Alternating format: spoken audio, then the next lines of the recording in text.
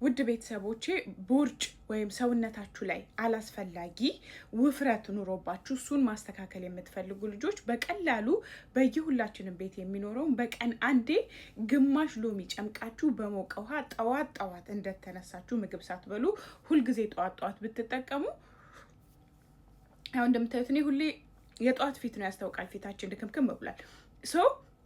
ሁልጊዜ ጠዋት ተነስቼ አንድ ግማሽ ሎሚ ለብ ባለ ውሃ ግጥም አድርጌ እጠጣለሁ። አንደኛ ቦርጭ አይኖራችሁም። ሰውነታችሁ እንኳን ቢጨምር ቦርጫችሁ አይኖርም። ለምን? ፋቱን በደንብ በርን ያደርገዋል፣ ወይም ፋት በርን ያደርግላችኋል፣ ወይም የቀለጠውን የተከማቸውን ስብ ሙልጭ አድርጎ ነው የሚያጠፋው።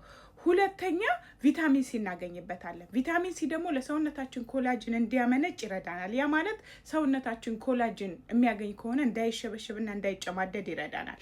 ሶስተኛ ሎሚ በሽታ ተከላካይ ነው። ሲቀጥል ደግሞ ውዶች ቤተሰቦች ፊታችን ቆዳችን ጥርት ያለና ያማረ እንዲሆን ይረዳናል።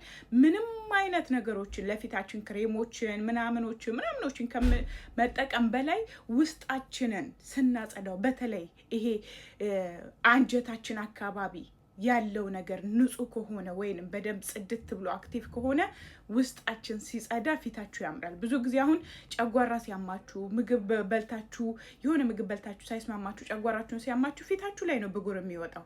ጭንቀት ሲኖርባችሁ ብጉር ነው የሚወጣው። የበላችሁ ሳይስማማችሁ ሲቀር ፊታችን ላይ ነው የሚያስታውቀው። ስለዚህ ውስጣችሁን ቢያንስ በቀን አንዴ በተለይ በጣም ሰውነቴ ወፍሯል እንዴት ማስተካከል እችላለሁ የምትሉ ከሆነ በቀን አንዴ አንድ ሎሚ በሙሉ ብርጭቆ ውሃ ጠጡ። ሲቀጥል ግን ምግብ ማስተካከል አለብን። የምግቡን አይነት ማስተካከል የምትችሉ ከሆነ በተለይ ስኳሩን ከህይወታችሁ ብታስወጡ።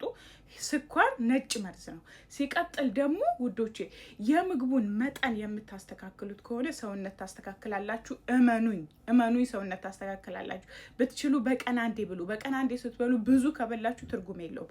በቀን አንዴ ለሰውነታችሁ አስፈላጊ የሆኑ ነገሮች ብቻ መጠኗን አሳንሳችሁ ብትበሉ አንደኛ ምግብ ማብዛት አይምሮ ይደፍናል፣ አስተሳሰባችንን ያደክማል፣ ጤናችንን ያደክማል፣ የአክቲቭ እንዳንሆን ያደርገናል። ስለዚህ ምግብ ማብዛት የእውነት ነው የምላችሁ በሽታ ነው። በቀን አንዴ ጥሩ የተመጣጠኖች ትንንሽ ነገር ብትበሉ ትጠቀማላችሁ። እንደምትወዱት ተስፋ አደርጋለሁ ውዶቼ። በጣም ትኩስ ስለሆነ እያቀዘቀዝኩ ነው የምጠጣው። ወዳችኋለሁ። ይሄው እንግዲህ የሚያስፈልገን ብርጭቆና ግማሽ ሎሚ ነው። ግማሽ ሎሚያችሁን ትጨምቃላችሁ ብርጭቋችሁ ላይ። ይሄው እንግዲህ ጨምቄዋለሁ። እኔ ይሄንን ሎሚውን በደንብ ስላጠብኩት ሁሌ ጨምረዋለሁ። ከዛ ምንድነው የሚያስፈልገው? ውሃ፣ ሙቅ ውሃ ብቻ መጨመር። ከዛችን ትንሽ በረድ ስትል